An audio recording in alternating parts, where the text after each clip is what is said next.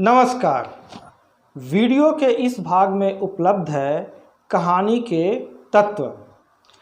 कहानी के तत्वों के विषय में विद्वानों में मतैक्य नहीं है।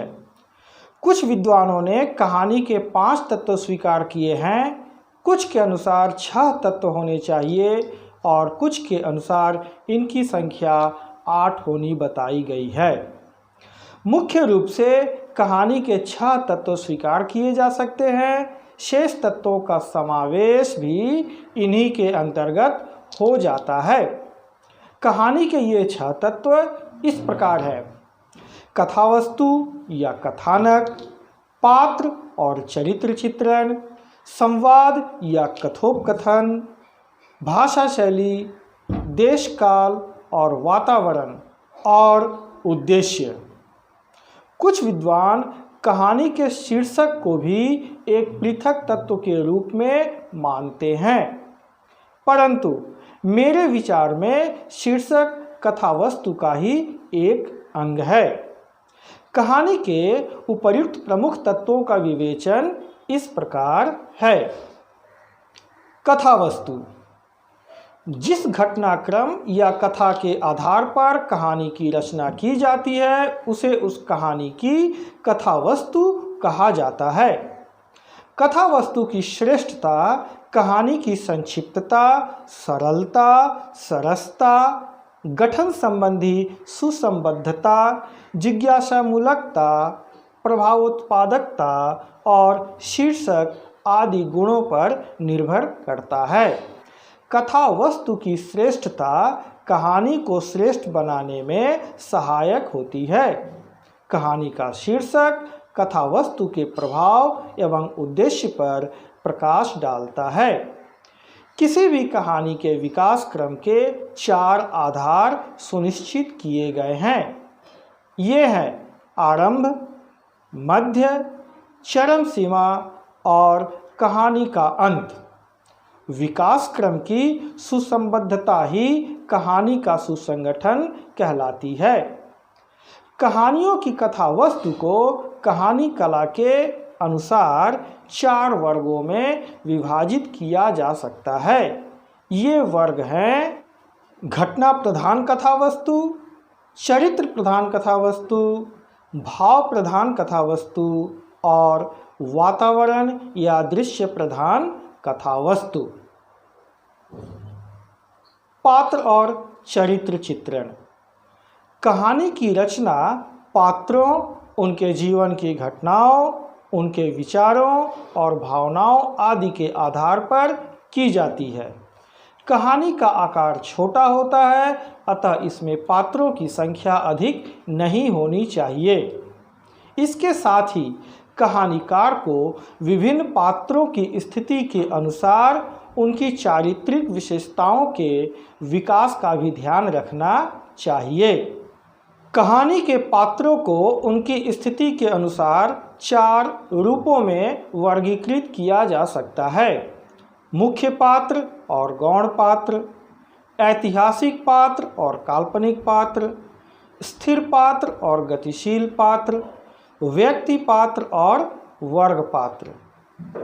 संवाद अथवा कथोपकथन: कहानी के पात्रों के पारस्परिक वार्तालाप को संवाद या कथोपकथन की संज्ञा दी जाती है। कहानी के संवाद संक्षिप्त, सरस, गतिपूर्ण तथा पात्रों की चारित्रिक विशेषताओं का उद्घाटन करने वाले होने चाहिए।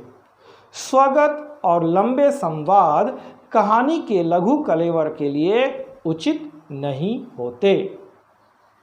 भाषा शैली: भाषा हमारी अभिव्यक्ति का सर्वप्रमुख माध्यम है। भाषा के अभाव में कहानी की रचना असंभव है। कहानीकार को कहानी में देश काल, पात्र और परिस्थिति के अनुरूप ही भाषा का प्रयोग करना चाहिए। कहानी को सार्वजनिक बनाने के लिए भाषा का जन सामान्य की समझ में आने योग्य होना अति आवश्यक है। लोक प्रचलित मुहावरे और लोकोक्तियाँ भाषा की अभिव्यंजना शक्ति को बढ़ाते हैं।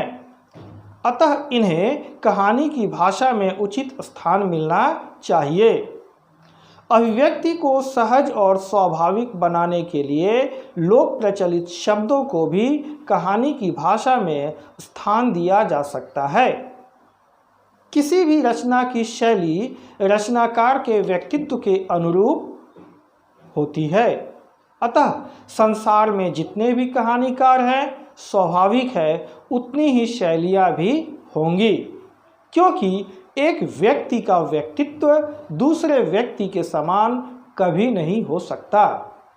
अध्ययन की सुविधा के लिए वर्णनात्मक, विवरणात्मक, आत्मकथात्मक, अभिधात्मक, व्यंग्यात्मक, सूत्रात्मक, व्याख्यात्मक, आलोचनात्मक, विवेचनात्मक आदि कुछ प्रमुख शैलियाँ निश्चित कर ली गई है। कहानीकार अपने व्यक्तित्व और आवश्यकता के अनुरूप अपनी कहानी में इनका प्रयोग करते हैं। देशकाल और वातावरण। कहानीकार अपनी कहानी की रचना हेतु आवश्यक सामग्री अपने समाज से ही ग्रहण करता है। समाज पर तात्कालीन परिस्थितियों यथा सामाजिक, आर्थिक, राजनैतिक और सांस्कृतिक परिस्थितियों का सम्यक प्रभाव पड़ता है। अतः कहानी में उपर्युक्त परिस्थितियों का प्रभाव भी देखा जा सकता है। निष्कर्षतः कहानी देश काल की परिस्थितियों की पृष्ठभूमि के आधार पर ही अपना अभिष्ट प्रभाव छोड़ने में सक्षम हो सकती है। यद्यपि कहानी में कहानीकार को इतनी सुविधा प्राप्त नहीं होती कि वह लंबी चौड़ी भूमिका या पृष्ठभूमि के माध्यम से वातावरण का यथावत चित्र प्रस्तुत कर सके, तथापि वह अभिष्ट प्रभाव उत्पन्न करने के लिए समुचित वातावरण की सृष्टि करता है। उद्देश्य।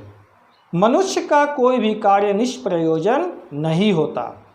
प्रत्येक कार्य के पीछे उसका कोई ना कोई उद्देश्य निहित रहता है।